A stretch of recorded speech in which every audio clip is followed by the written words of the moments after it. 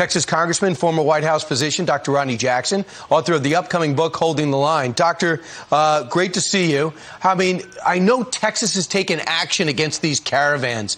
Is all we can do sit there and try to hold the line?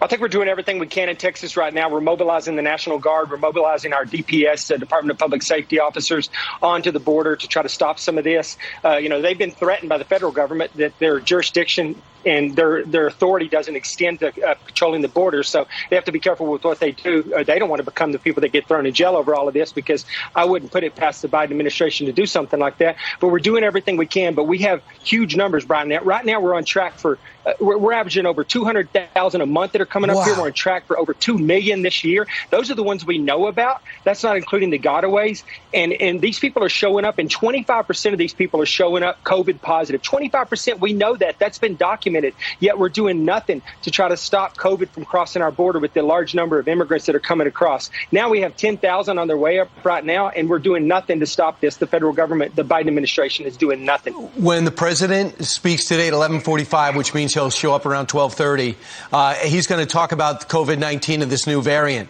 How does he have any credibility if he's going to make us go get a booster, make sure we're fully vaccinated, and then, of course, maybe come up with a fourth shot for this variant in particular, at the same time turn a blind eye to what's happening on our southern border?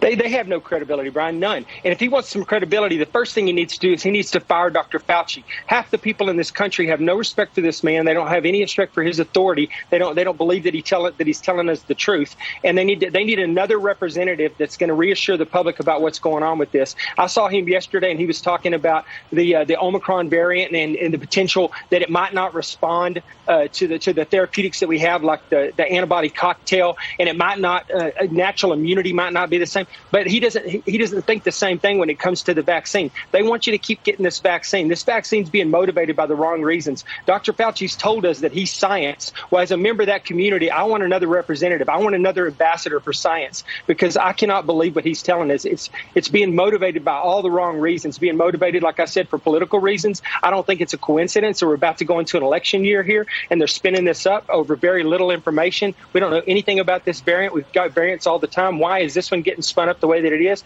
I think it's being spun up because people like Dr. Fauci, who thrive on the power and the notoriety that this brings them, they like this as well. And there's some financial concerns as well with the companies that make this. I like that you're a doctor coming from that angle. I'll also add to this.